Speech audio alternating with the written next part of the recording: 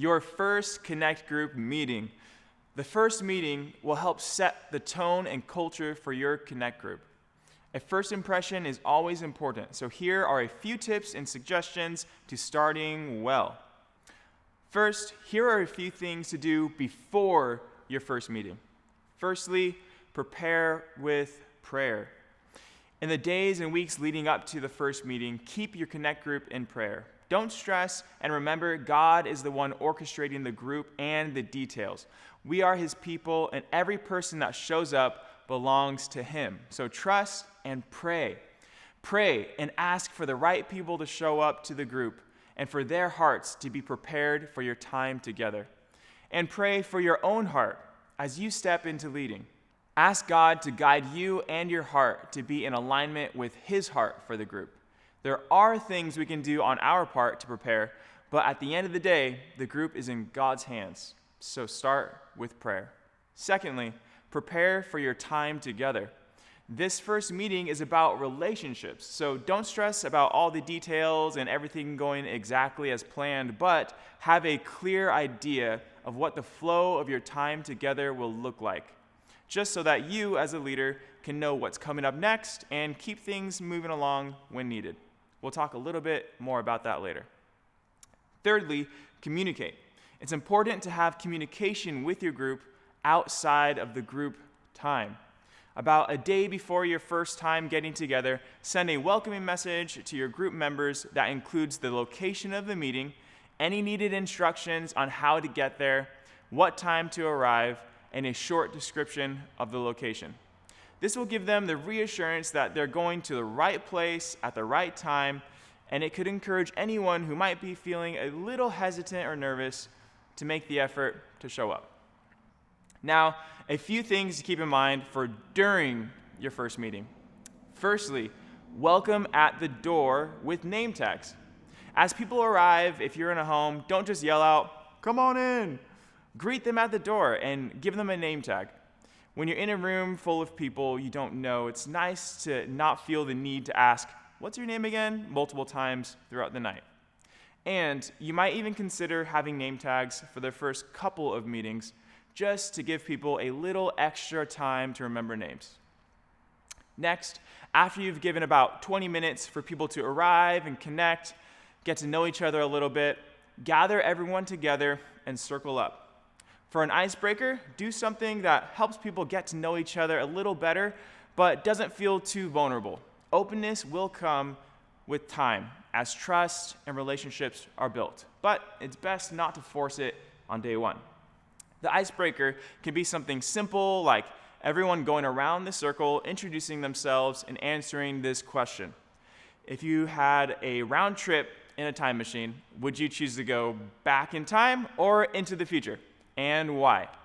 It doesn't have to be that question, but keep it fun and easy to engage with, giving people the chance to interact at their own level. Some people might share a lot, and others might only share a little, and that's okay. If you need more ideas about icebreakers, contact your Connect group coach or check out the leader resource page online. After you hear from everyone, it's important to talk about your group's ground rules. This will take up what would normally be your discussion time, but it's important to do it at your first meeting to set your group up for a win. Each Connect group will have different ground rules that they come up with, but there are things that you as a leader will want to include. Some things you'll want to cover are purpose, commitment, and the rules of engagement. First, purpose.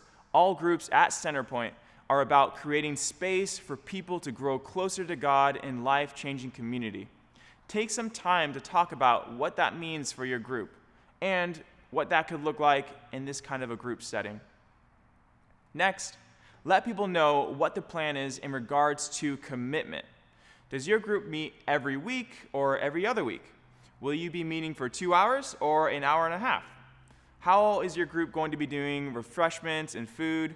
These are all good things worth covering so everyone knows what to expect and is on the same page. Finally, the rules of engagement.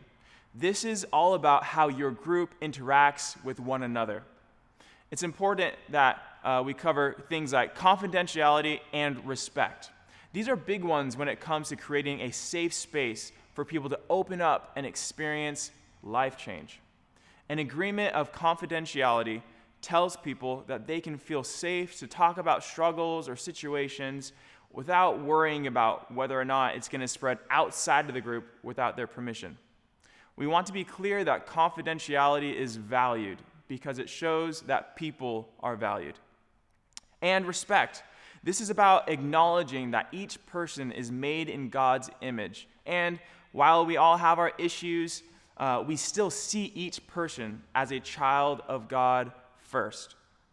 This involves things like listening without judgment or criticism, giving space for differing opinions and viewpoints, and not giving advice unless it's welcomed or asked for first. Participation is also a good thing to touch on. Encourage everyone to lean in and participate during the times of discussion.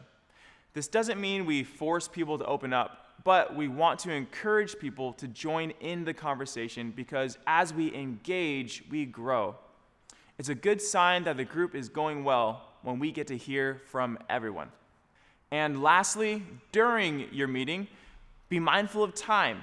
Going through those elements can take up a lot of the first meetings, and that's okay.